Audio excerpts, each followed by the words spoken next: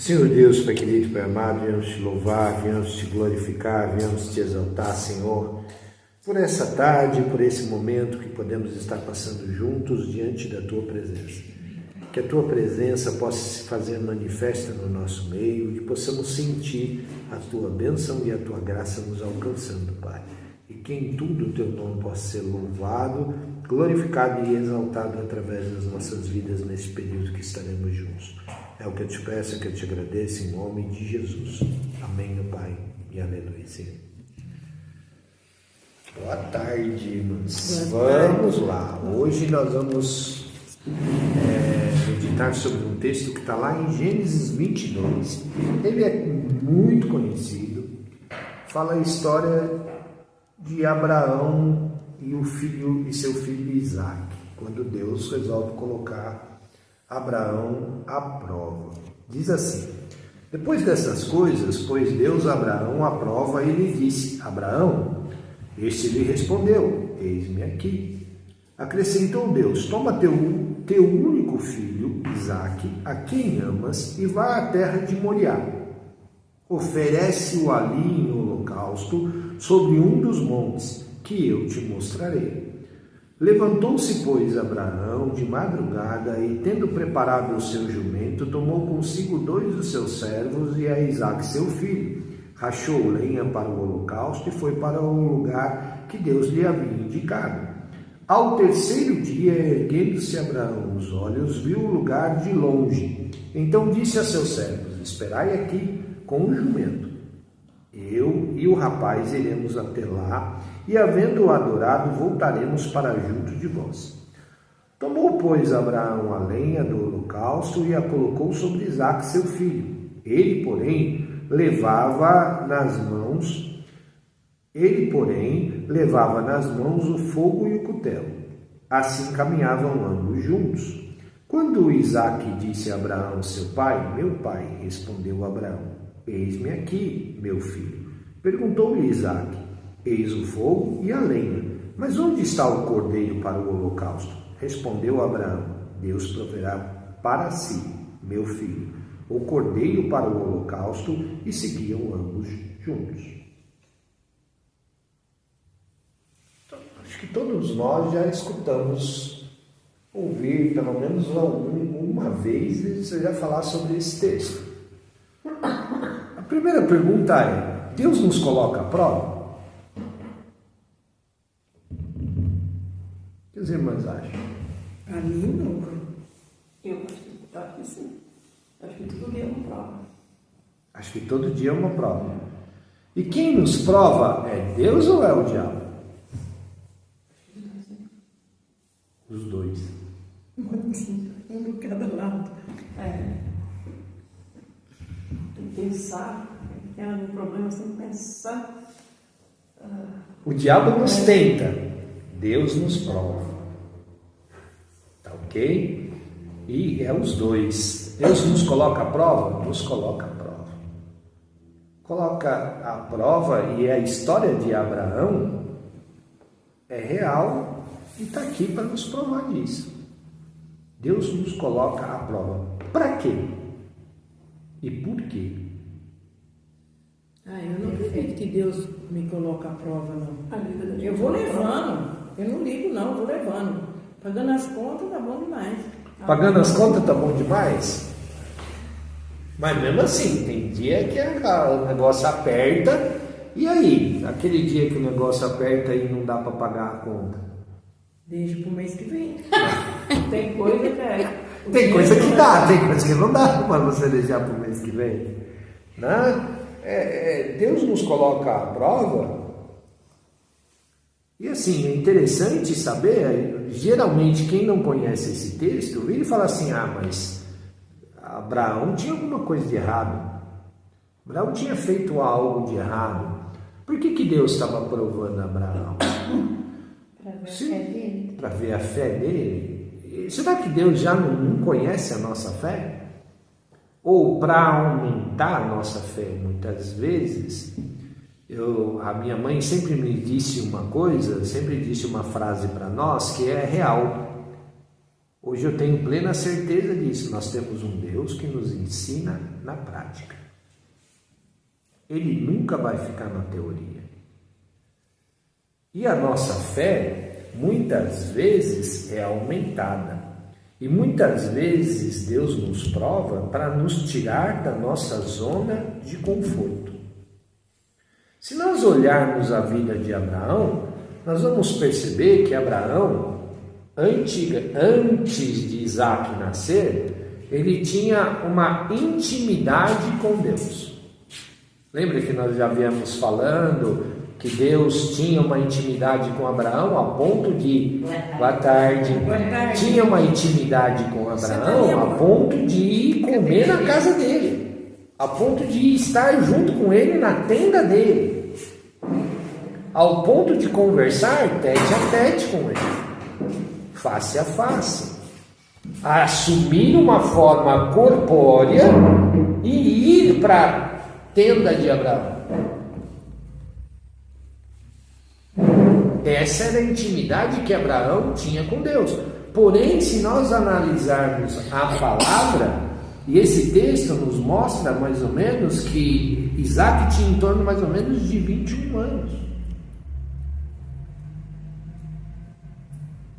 Isaac já era um rapaz. Mas desde depois do nascimento de Isaac, você não vê mais Deus falando com Abraão e nem Abraão falando com Deus em relação a essas coisas. Pelo menos não está relatado na palavra, a não ser nesse momento. Por que Deus permitiu isso? Uma das linhas de pensamento é que era para tirar Abraão da zona de conforto dele. Estava muito confortável para Abraão. Abraão, bom, eu já tenho meu filho, a minha descendência está garantida, ele está aqui, ele está crescendo, já é um rapaz e tudo mais. Daqui a pouco eu vou procurar uma esposa para ele, vou arrumar uma esposa para ele, a minha descendência está garantida. A promessa que Deus fez, está pronta.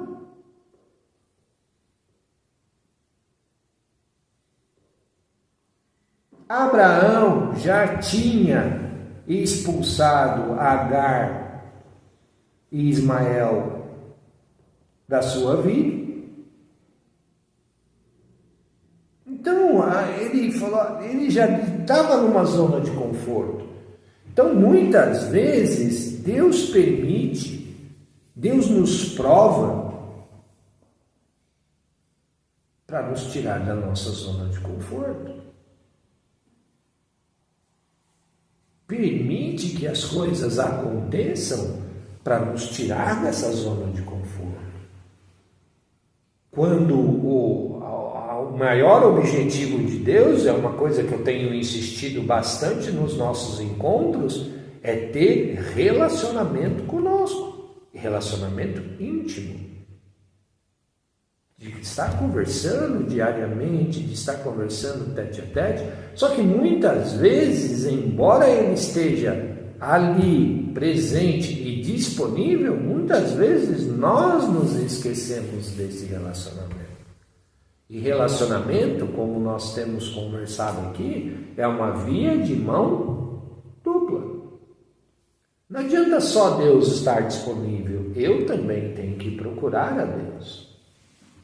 E Deus resolve atestar a Abraão. E aí pede para Abraão aquilo que lhe é mais precioso. Isaac. Por quê? Porque Isaac era a zona de conforto dele. Então, toda vez que Deus nos prova, Ele vai nos provar naquilo que é a nossa zona de conforto.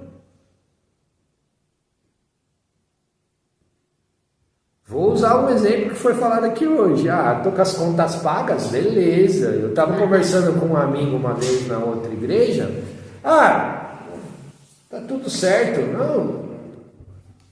Paulo, como é que estão as coisas? Tá tudo certo, tudo bem e tal. Deus está me abençoando e tudo mais e tal. E quando o negócio não... Eu falei, mas quando não rola, o que acontece? Ela falou, apelo para o cheque especial. Eu falei, então a sua confiança está em Deus ou está no cheque especial? É batata, passou 2 meses, o banco foi lá e tumba no cheque especial. Falei, e aí, agora? Nós estávamos conversando sobre dízimo e oferta. O que aconteceu? Sua zona de segurança está no cheque especial? Beleza, então perdeu o cheque especial. Quando a nossa confiança tem que estar em Deus. Confiança não pode estar na força do nosso braço. Estávamos conversando aqui um pouco antes sobre a história das pernas, né? Sobre como eu quebrei as pernas 2 vezes. E aí o que acontece? Se a minha zona de conforto, se eu não confiasse em Deus, nossa, o negócio ia ter complicado. E complicado bastante. Mas nós firmamos a nossa confiança durante esse todo o período de cirurgia, período de recuperação e tudo mais, que é longo, nós confiamos em Deus. Porque se não tivesse, se não fosse assim, olha, o problema não é só físico, o problema era físico, o problema era financeiro, porque eu trabalhava por conta e dependia das minhas diárias de trabalho para sobreviver em casa e assim por diante.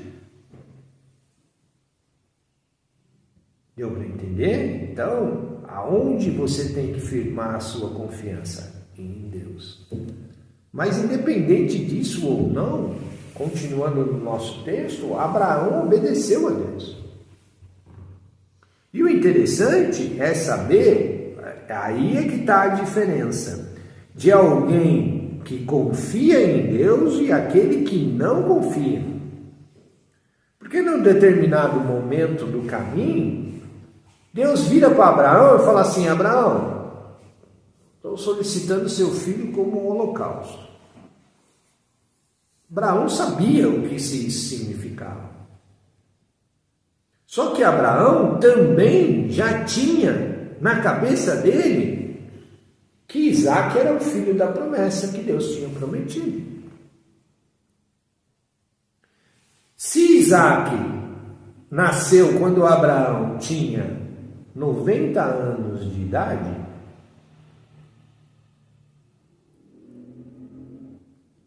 e Isaac tinha em torno de 21 anos, Abraão já estava com 110 anos, 111 anos. Quando acontece isso aqui. E Abraão deve ter passado na cabeça de Abraão. Falou: olha, Deus me deu uma promessa, nasceu Isaac, é o filho da promessa, e agora ele está me pedindo. E guardou aquilo no coração dele. A fé nós guardamos no nosso coração. Por quê? Porque ela age contra a lógica. Tem muita gente que fala assim: a fé está na minha cabeça. Não, não está na sua cabeça não. Na sua cabeça é a lógica. A fé é aquele sentimento que nós temos, é aquela confiança que nós temos que luta contra a nossa razão. Voltando àquele exemplo que eu dei do cheque especial, qual que era a lógica daquele rapaz? A lógica daquele rapaz é: eu não vou dar o dízimo, porque vai me fazer falta, tá ok? E assim, mesmo se eu precisar, eu estou confiando no cheque especial. Eu uso o cheque especial, depois no outro mês eu cubro e está tudo certo. Quando eu estava debatendo com ele, que a fé é o contrário. Falei: traz o dízimo na casa do tesouro e aí você faz prova de Deus. Por quê? Porque está escrito na palavra: trazei e fazei prova de mim.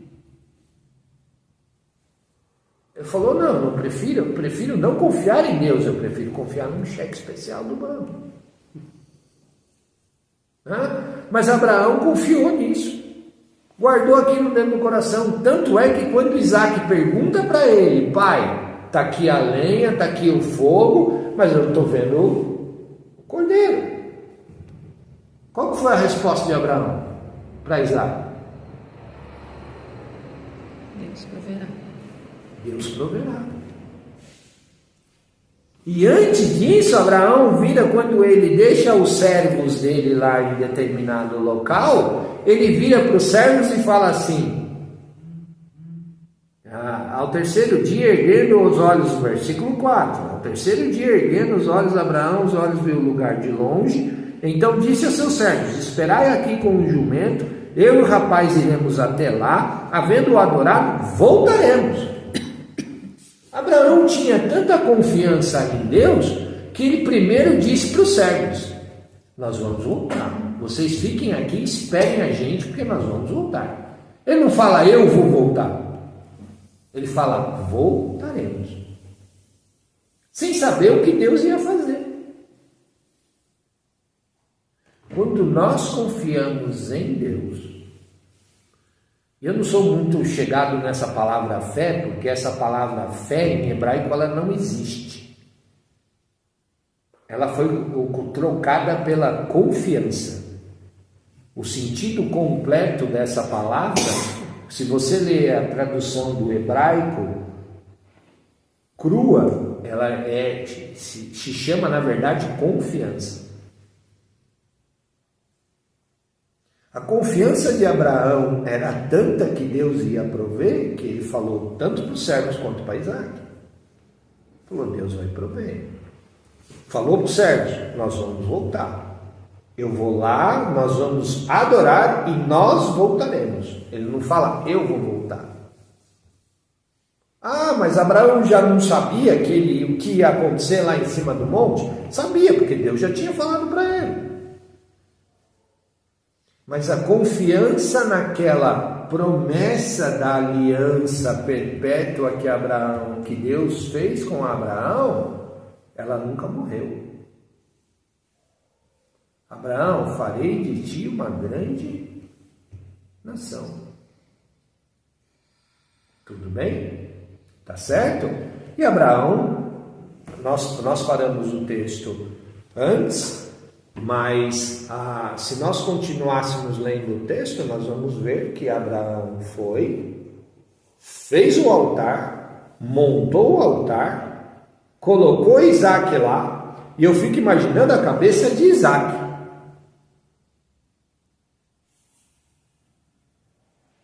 Abraão podia ter virado para Deus e ter falado não? Não. Podia.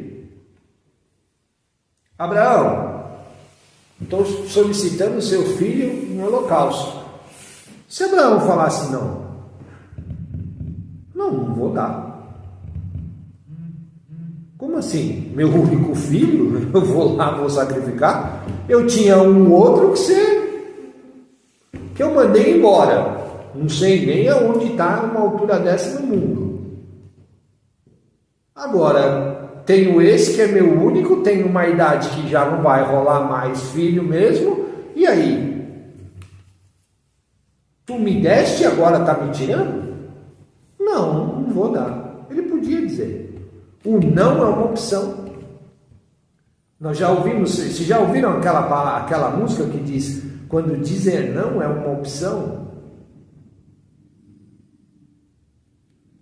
Enquanto o meu filho estava internado no hospital, e nós estávamos com ele internado entre a vida e a morte, essa música marcou muito a nossa vida. Kleber, é lógico que você pedia pela vida do seu filho? Pedia, e pedia bastante. Mas também dizia da seguinte forma nas minhas orações: Deus, eu não quero ver meu filho sofrendo. Por isso, faça a sua vontade, porque ela é boa, perfeita e agradável, mesmo que eu não entenda isso. Mas eu confio em ti. Confio que aquilo que tu vais fazer é o melhor para a vida dele e para a nossa vida. Deu para entender? Isso é confiança em Deus. Abraão não justificou, não se questionou Deus. Simplesmente pegou o filho, botou no jumento e vamos embora. E chegando lá, Deus realmente proveu o cordeiro. E essa história demonstra, é um paralelo entre o amor de Deus para com a humanidade e a vida de Jesus, que também deitou num altar, se ofereceu em sacrifício sem questionar. Também carregou a lenha do seu sacrifício, carregou a cruz onde ele foi sacrificado. Deu para entender o paralelo? Viu como tem um texto, tem muitas características com a vida de Jesus? Tá certo? Tudo bem? Então tá bom, irmãs. Irmãs, quando Deus testar a sua fé com filhos, que aquele que mesmo que fez o teste, que é o que mesmo te prova, é o mesmo que dá a solução da prova. Certo. Tudo bem? Tudo bem. Tá certo? Então tá bom. Quando chega o momento da decisão, Senhor, como escolher? Quando ouvi o filho perguntar e o cordeiro onde está, seu coração sangrou. Quando ouvi o pai lhe responder, Deus irá prover, seu coração temeu. E lado a lado, em silêncio os dois choraram, ao verem chegando o lugar da decisão. Um pedido assim que parte o coração. Como escolher entre a fé e a razão? Quando dizer não é opção e a fé te pede um sim, quando é preciso enfrentar e a alma quer fugir, é difícil ser como Abraão e um filho entregar, ser Isaac e deitar-se sobre as pedras do altar.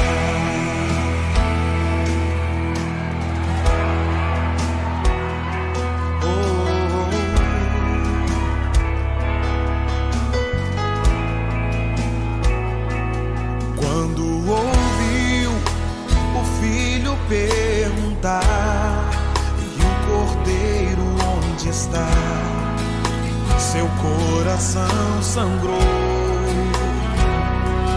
Quando ouviu o pai lhe responder, Deus irá prover, seu coração temer. E lado a lado, os dois choraram, ao verem chegando o lugar da decisão. Um pedido assim que parte o coração. Como escolher entre a fé e a razão? Quando dizer não é opção e a fé te pede um sim, quando é preciso enfrentar e a alma quer fugir, é difícil ser como Abraão e um filho entregar, ser Isaac e deitar-se sobre as pedras do altar. Quando dizer não é opção e a fé me pede um sim, quando eu preciso enfrentar, minha alma quer fugir, eu preciso ser como Abraão e tudo entregar, ser Isaac e deitar-me sobre as pedras. É preciso coragem pra subir, é preciso ter fé pra aceitar, é preciso ter força e dizer sim, e deitar-se sobre as pedras do altar.